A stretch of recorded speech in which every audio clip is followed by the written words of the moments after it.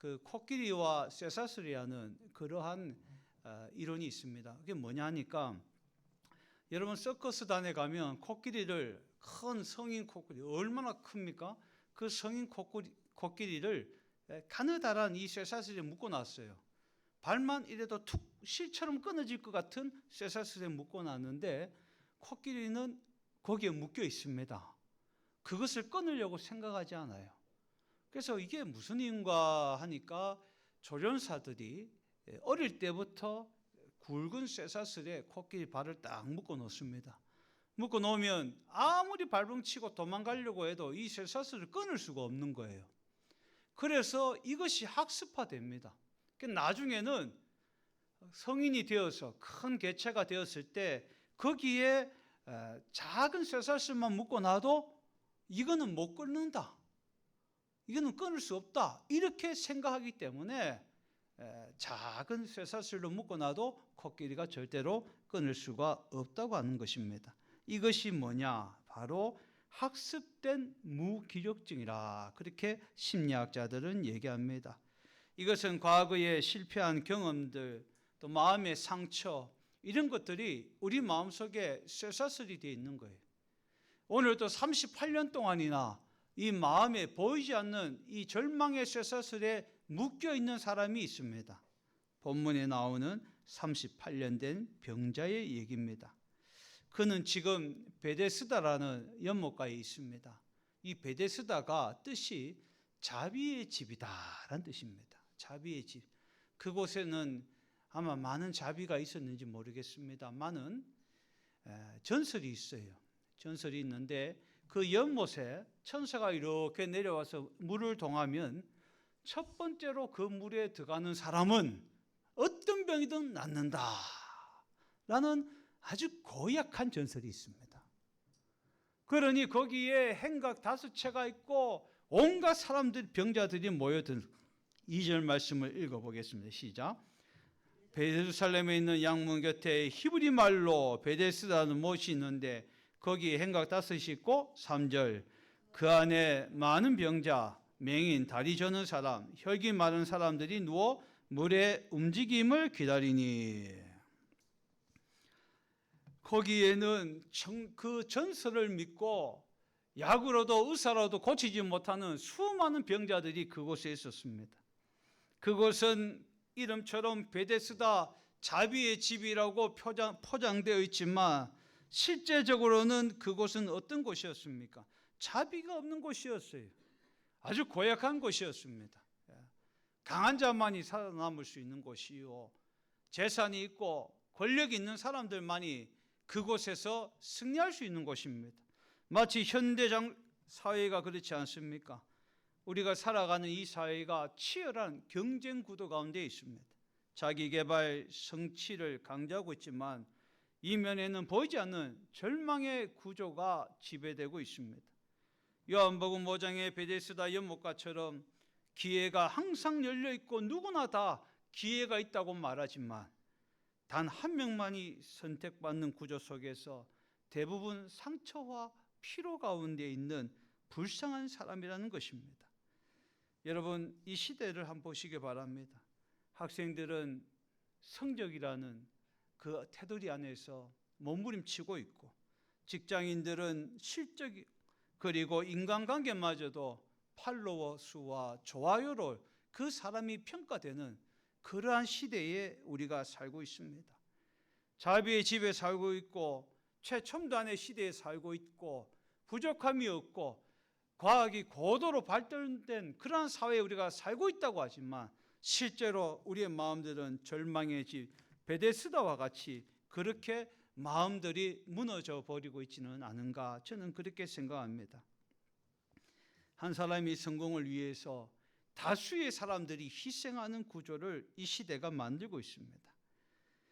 예수님은 이 경쟁에 밀려난 그리고 포기한 자, 아무도 주목하지 않는 자에게 오늘 다가오십니다.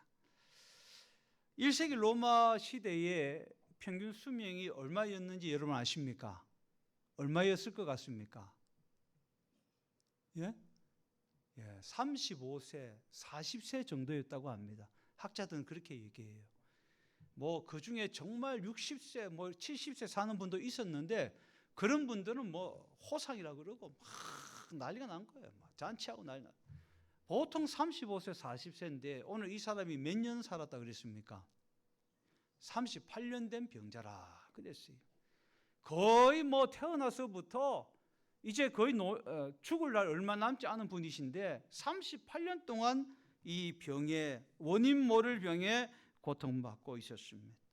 그래서 마지막 희망인 이 베데스다 연못가에 거기에서 자리를 깔고 누워서 정말로 오지 않는 희망에 대한 마음의 절망과 소망 없는 소외된 그런 마음을 가지고 거기에 앉아있는 불쌍한 사람, 이 사람 곁에 오늘 예수님께서 찾아오십니다. 하나님은 언제나 죄인된 우리를 찾아오시는 줄 믿으시길 바랍니다. 6절 말씀에 예수께서 그 누운 것을 보시고 병이 벌써 오래된 줄 아시고 이르시되 내가 낫고자 하느냐. 자, 예수님께서 오늘 베데스다 연못가에 있는 38년 된 병자에게 찾아오셔서 내가 낫고자 하느냐 이렇게 물어보십니다.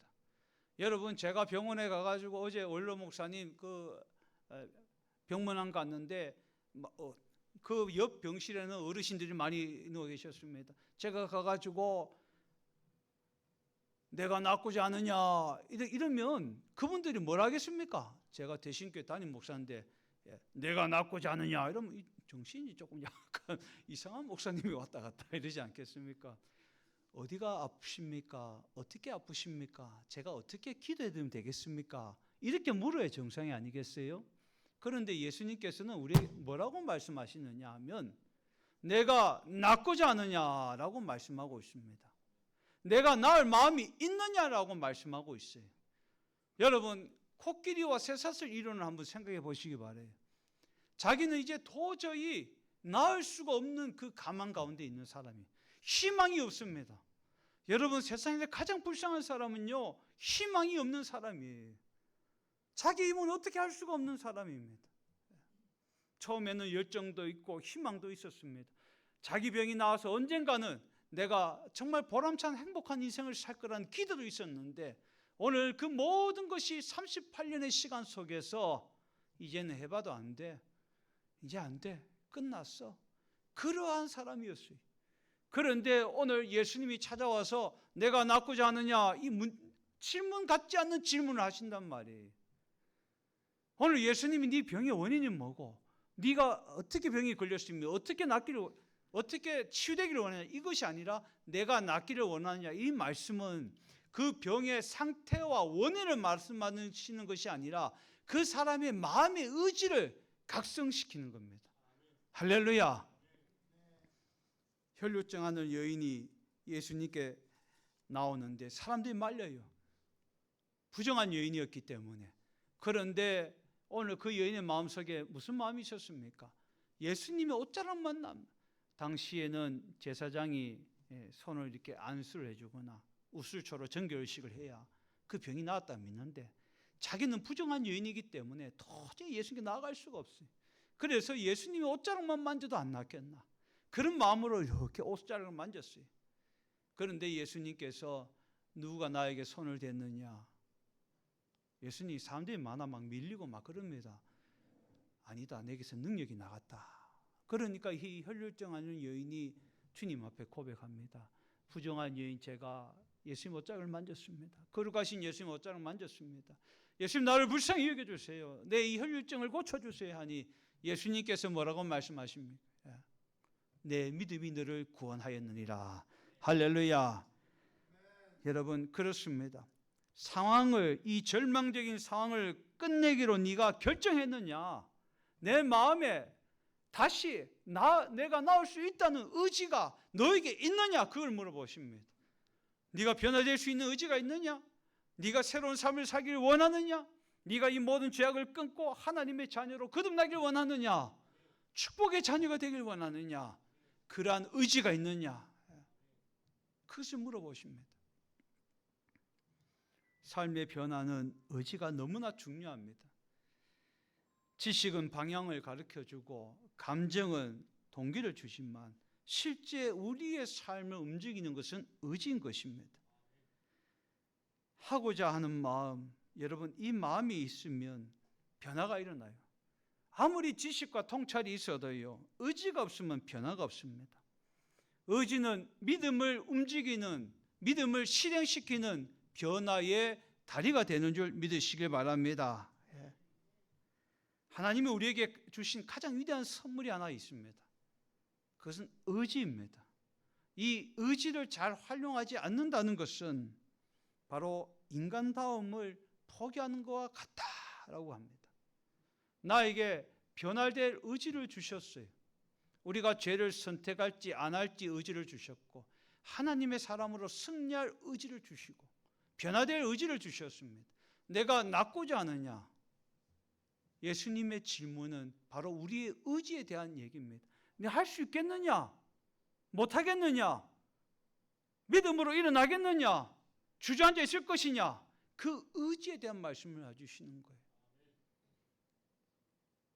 우리 소천하시고 주님 품에 가셨지만 김진기 장로님이 하루는 저하고 이제 차를 마시면서 이제 얘기를 하다가, 목사님, 우리 권사가 있었으면, 권사님, 먼저 돌아가신 권사님이 진짜 성경 척척 박사입니다. 주일학교부터 쫙 신앙생활에서 기도하면요, 사람들이 울어요. 성도들이 얼마나 기도가 은혜스럽고 또 성경도 척척척 박사입니다. 그런데 저는 이 청년이 되어서 우리 아내 만나고 신앙생활 해가지고 좀 늦었어요. 그러다 보니까 성경 말씀 잘 몰라요. 잘 모르고, 그래서 어떤 데는 참 부끄럽고 그렇습니다. 장로님, 그런 게 어디 있습니까? 배우면 되지요. 장로님, 내일부터 저하고 같이 1시간씩, 어차피 교회 매일 출퇴근하시니까 성경 공부합시다 하니까 장로님이, 아이고, 내가 이 나이 들어서 80 넘었는데 뭐 잘 보이지도 않는데 그 공부해 뭐 하겠습니까? 이런 말씀 안 하시고, 아멘. 그 뒤부터 공부가 시작됐어요. 야, 그런데 물어보고 싶은 말이 얼마나 많으신지.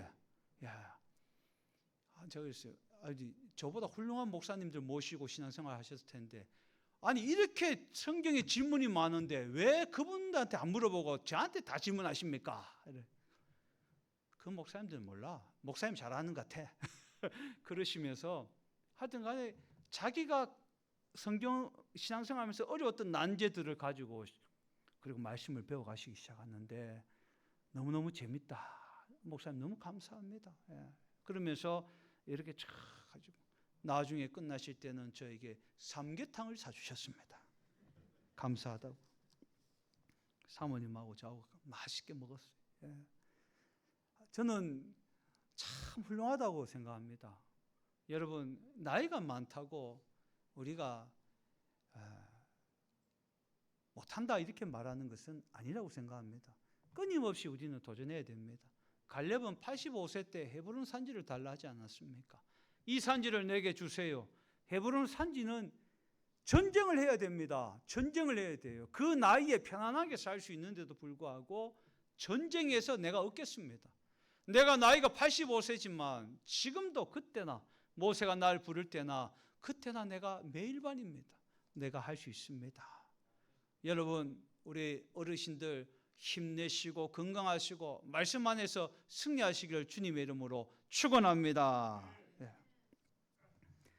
오늘 예수님께서 오랜 실패나 좌절을 반복적으로 경험한 사람에게 다가와 주셔서 지금이라도 내가 낫기를 원하느냐, 이것은 상태 중심의 말씀이 아니라 의지 중심의 말씀인 것입니다.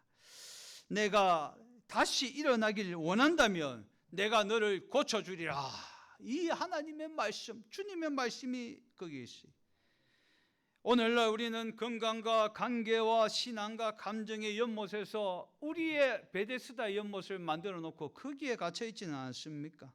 상황이 나아지면 수없이 도전했지만 누가 나를 도와주지 않았어. 이 반복된 변명 가운데 나는 안정을 얻고 거기서 마치 이것이 내 명분이요 내 변명이 되어서 그 속에 있지는 않습니까?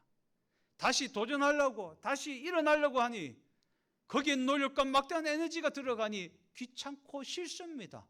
그냥 이렇게 갈랍니다. 예수님은 그 마음을 보신 거예요. 그래서 내가 낫고자 하느냐 그 물음을 하셨습니다. 6절 말씀을 읽어보겠습니다. 시작. 예수께서 그 누운 것을 보시고 병이 벌써 오래된 줄 아시고 이르시되 내가 낫고자 하느냐. 이 말씀 우리 마음속에 새기면 얼마나 좋겠습니까? 오늘 주님, 내가 이 지긋지긋한 죄의 습관을 끊고 깨어진 관계를 회복하고 이 상처에서 벗어나고 싶습니다. 주님, 내가 그렇게 되기를 원합니다. 하나님은 우리에게 마음의 소원을 두신다고 그랬어요. 그 소원이 하나님 말씀과 믿음과 융합되면 그때는 놀라운 이적과 기적의 역사가 일어나는 줄 믿으시길 바랍니다. 두 번째로 오늘 우리의 변화를 가로막는 것이 있어요. 상황이 아니라 별명이라는 것입니다. 7절을 다 같이 한번 읽어보겠습니다. 시작. 병자가 대답하되 주여 물이 움직일 때 나를 못에 넣어주는 사람이 없어 내가 가는 동안에 다른 사람이 먼저 내려가나이다. 예수님께서 그에게 내가 낫고자 하느냐 질문하셨을 때 이 사람의 대답이 무엇입니까? 첫째는 사람이 없어서 이렇게 얘기합니다. 아마 오랜 병 가운데 부모 형제들 다 떠나고 친구도 다 떠났을 겁니다. 여러분 나이가 드니까 모임이나 관계들이 자꾸 줄어들어요. 돈을 써야 되고 하니까 돈 없으니까 친구도 다 떠나갑니다. 그렇게 되는 것이 정상인 것입니다. 그래서 혼자의 시간을 가지셔야 돼요. 자꾸 개발하셔야 됩니다. 그리고 가족들과 사랑하는 가족들과 더 많은 시간들을 가지셔야 합니다. 사람이 없어서. 그래서 이 38년의 병자가 첫 번째 변명이 뭐냐? 사람이 없다라는 겁니다. 나를 연못에 넣어줄 아버지가 없고 어머니가 없고 부모님이 상처 주고 배우자가 날 이해 못해서 교회 성도들이 날 힘들게 해서 내가 이렇게 있습니다. 우린 늘 내 문제의 원인을 가장 가까운 데서 찾습니다. 이게 심각한 오류입니다. 내 문제가 내가 이렇게 되고 내가 이렇게 고통받고 내가 이렇게 잘 안 풀리고 안 되는 것이 누구의 탓이다 그럽니다. 제 친구 하나가 어저께 카톡이 왔어요. 김 목사, 그 친구가 이제 외국계 기업에 다니는데 하루는 제가 이 친구 모임에 갔더니 저녁 모임에 갔더니 자기가 성경책을 본다는 거예요. 이 친구는 그 절에 다니는 친구인데 성경책을 외국 사람이 바이어가 줘서 자기가 보는데 잘 뜻을 모르겠어. 뭐지? 그래서 제가 성경책을 하나 이렇게 한영 성경을 사서 선물로 보내줬어요. 우편으로. 그랬더니 그것을 이제 보면서 내가 요즘 신약 성경을 읽고 있네 이러더라고요. 그러면서 하는 얘기가 내가 자네가 고등학교 때 우리 교회 가자. 우리 교회 문화개방 하니까 가자. 내가 거기서 선거가니까 오라고 해서 초청했을 때 그때 내가 가자 했으면 지금은 장로급은 되지 않았을까. 너무 후회스럽다. 후회스럽다. 그때 열심히 신앙생활을 하지 않는 거. 자네가 그렇게 교회 가자 했는데 내가 가지 못한 거. 정말 후회스럽고. 또 두 번째는 그때 공부를 좀 더 열심히 할 걸. 이제 나이가 50 넘으면 외국계 회사에서 이제 명퇴를 해야 되거든요. 그런데 이제 조금 더 능력 있는 사람들은 좀 더 잘 나가는 거예요. 부모님께서 그렇게 공부하라 했는데 공부하지 못한 게 그게 참 후회스럽다 그래요. 그래서 제가 그래도 자네는 최선을 다했고 열심을 다한 거야. 그래서 그 자리에 간 거야. 너무 자책하지 말고 지금부터 예수님 잘 믿으면 천국의 문이 열려. 천국의 시민권을 받을 수 있어.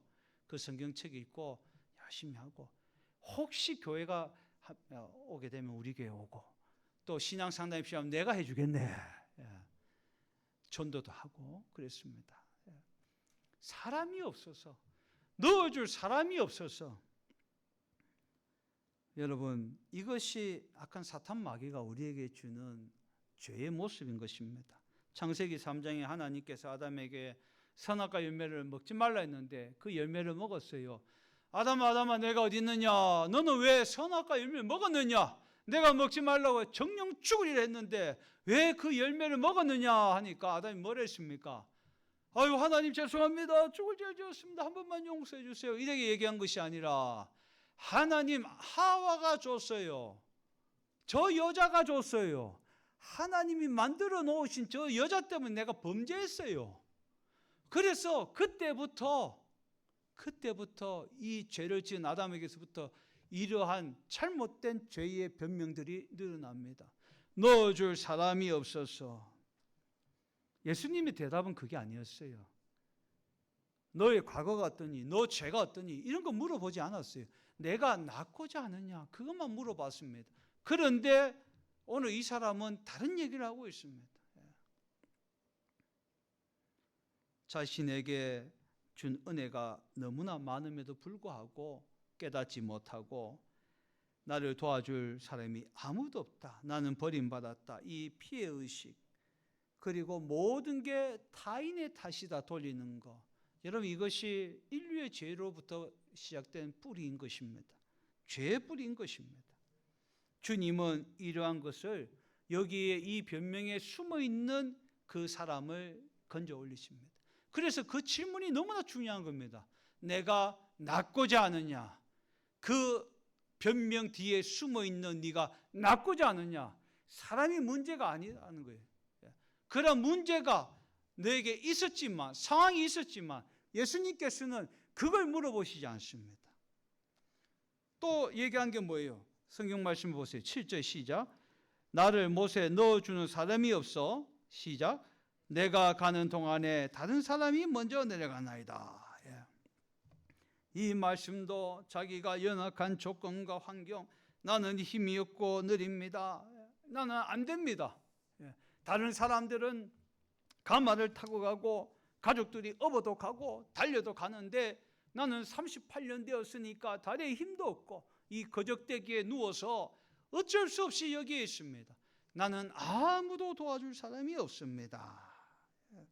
오랜 실패와 좌절을 경험하면서 나는 안 됩니다. 이러한 좌절된 마음의 쇠사슬이 우리 발목을 잡고 있지는 않습니까? 사사기 6장에 보면 기드온도 그랬습니다. 하나님께서 큰 용사여 너는 가서 이스라엘을 구원하라 이렇게 말씀하셨는데 기드온이 이렇게 말해요. 사사기 6장 15절에 내 집은 약하고 내 아버지는 집에서 가장 작은 자입니다. 우리 가문에서 아버지가 제일 작고요, 보잘것없는 가문이고 집안이고 내 집은 약합니다. 아무 힘이 없어요. 제가 그러니 할 수가 없습니다. 근데 하나님께서는 기드온을 쓰셔서 미디안 군사와 대결해서 몇 명으로 이기셨어요? 300명으로 이기게 하시는 역사가 일어난 줄 믿으시길 바랍니다. 할렐루야. 예. 나는 어쩔 수가 없어요. 집안 형편이 너무 어려웠어요. 나는 원래 내성적이라 전도할 수 없어요. 이건 자기 보호입니다. 자기 기만이 그 뒤에 숨어 있습니다. 전도는 잘하는 사람이 하는 거 아니겠습니까? 뭐 전도 특공대가 따로 있지 않습니까? 관심이 없고 또 나는 정말로 단순히 얘기도 못합니다. 여러분, 그것은 변명일 수밖에 없는 겁니다. 오늘 나를 구원하신 예수님이 세상 땅끝까지 나와 함께 계시겠다고 말씀하셨는데 복음을 전할 때 내가 너와 세상 끝까지 함께 있으리라. 할렐루야. 예, 그렇게 말씀하셨어요. 그 사랑의 주님, 능력의 주님께서 나와 함께 하시는 것은 복음을 전하기.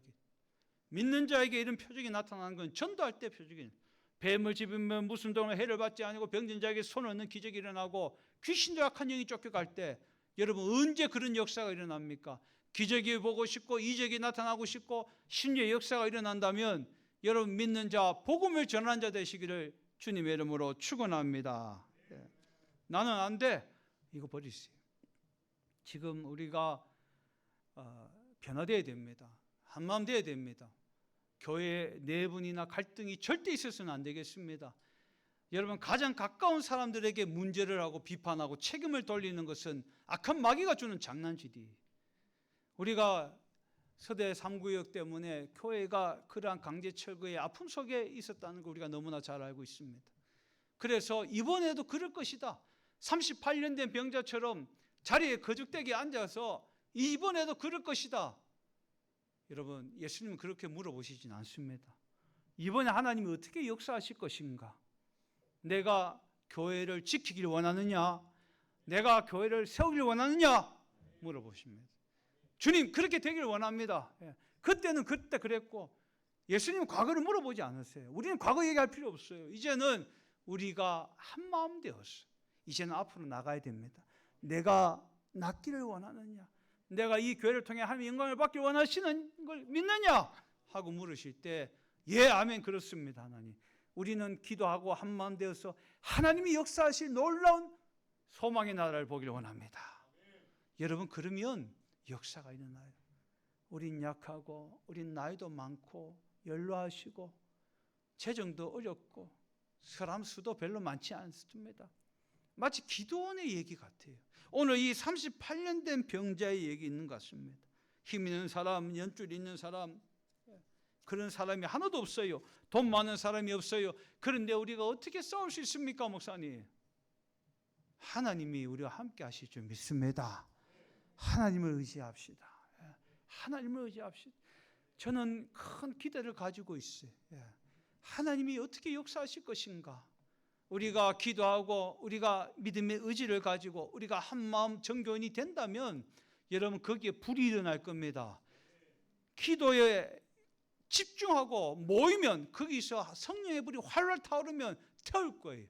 죄악을 태우고 저들의 변명과 저들의 가식과 전력과 전술을 하나님께서 성령의 불로 다 태워버리실 줄 믿습니다. 그래서 여러분, 우리 승리하리라. 내가 낫기를 원하느냐? 오늘 이 말씀은 저와 우리 모든 교우들에게 주시는 말씀이 아닌가 생각합니다. 그 당시에 아픔을 겪었던 분들도 계시고 또 중간에 우리가 같이 신앙생활 하시는 분들도 계실 것입니다. 저는 생각합니다. 에스더처럼 죽으면 죽으리라.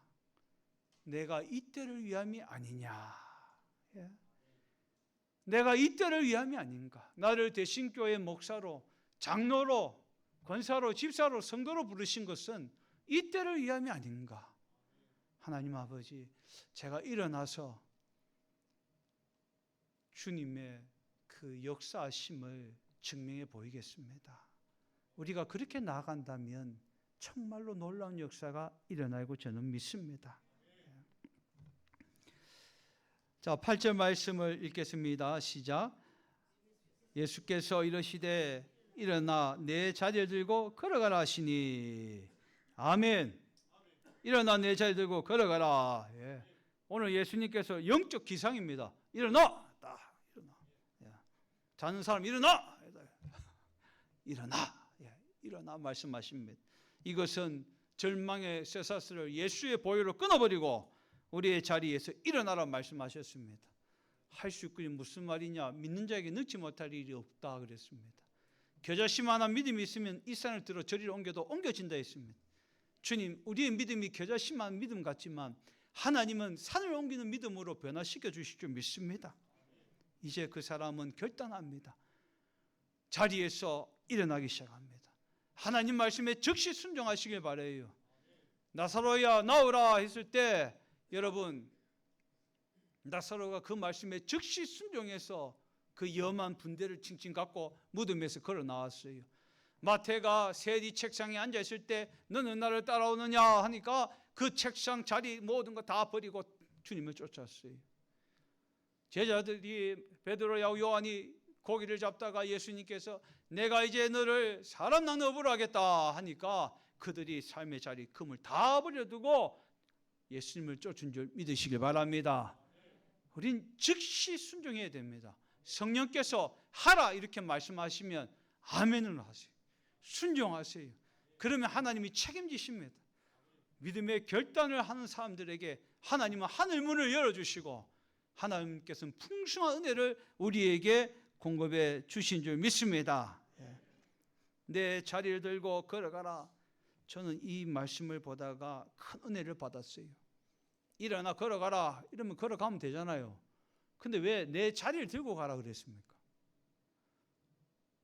이제 그의 절망과 상처의 상징이었던 그 거적대기 자리가 이제는 하나님께서, 예수님께서 그를 고쳐주신 놀라운 믿음의 스타 별이 되는 순간입니다. 신앙의 간증의 도구가 되는 거예요. 아시겠죠, 여러분? 네 자리를 들고 가라. 이제는 수치스럽고 내가 여기 누워서 38년 동안 병 가운데 있었고 고통 가운데 있었고 소외와 절망 가운데 있었고 자비라고는 전혀 없는 베데스다 연못가에 있었는데 주님이 오셔서 나에게 찾아오셔요. 내가 만난 부르신 것도 아닌데 주님이 찾아오셔요. 주님은 그렇게 긍휼하시고 사랑이 무한하신 분이 내가 낫고자 하느냐. 그리고 일어나라. 그 말씀에 즉시 순종했으니 일어났고 내 자리를 들고 가라. 여러분, 내 과거에 잘못된 거, 수치스러운 거, 다른 사람 맨날 비판하고 저 사람 때문에 그래, 저 사람 때문에 얼마나 날 미워하는지 몰라, 그것 때문에 내가 얼마나 고통받는지 몰라. 여러분, 제가 그랬던 사람이었는데 남 욕하고 남 시기하고 신앙생활 오래됐지만 초신자보다 못했습니다. 제가 그런 마음밖에 없었어요. 그런데 주님께서 나를 변화시켜 주시고 그 풍성한 은혜를 주셨는데 그때부터 기도가 응답되고 그때부터 감사가 넘치니까 주의 일을 하게 되고 이제는 힘들다고 말 입버릇처럼 나왔는데 이제는 너무너무 감사합니다. 너무너무 감사해요. 내 자리를 들고 가라. 여러분, 이것이 오늘 예수님께서 우리에게 말씀하신 겁니다. 내 상처와 내 아픔과 과거의 절망과 과거에 소외된 모든 것들 주님께서 그 자리를 들고 가라. 그것을 내 마음에 가지고 가야 합니다. 그리고 그것이 이제는 나의 간증이 되기를 주님은 원하시고 계신 줄 믿습니다. 우리 다시 한번 8절을 다 같이 읽어보겠습니다. 시작. 예수께서 일어나 내 자리를 들고 걸어가라 하시니 아멘. 기도하겠습니다. 자비롭고 거룩하신 하나님 아버지, 오늘 베데스다 연못가에 같은 그러한 곳에 우리는 살고 있습니다. 이 현대는, 이 사회에는 치열한 경쟁과 하나님, 사람들에게 외형적으로 보이는 행복을 추구하고 물질의 행복을 추구하고 경쟁을 유도하지만 그곳에서 우리는 언제나 소외받고 우린 그곳에서 불평등을 느끼고 우린 거기서 좌절합니다. 오늘 그러한 우리 마음에 오셔서 움츠러든 오래된 38년 된 상처와 습관과 죄와 절망의 자리에서 오늘 예수님이 나에게 물으십니다. 너 정말 낫고자 하느냐? 너 정말 변화되기를 원하느냐? 너 정말 승리하기를 원하느냐? 오늘 그 주님의 질문이 나의 물음이 되게 하여 주시고 믿음의 새 출발 되게 하여 주옵소서. 즉시 순종하게 하여 주셔서 하나님, 절망의 자리에서 더 이상 머무지 말게 하시고 하나님, 예배의 자리, 승리의 자리, 신자로서의 축복의 자리로 나아가는 우리 모든 대신 가족들 되게 주님 역사하여 주시옵소서. 모든 말씀 예수님의 이름으로 간절히 기도드리옵나이다. 아멘.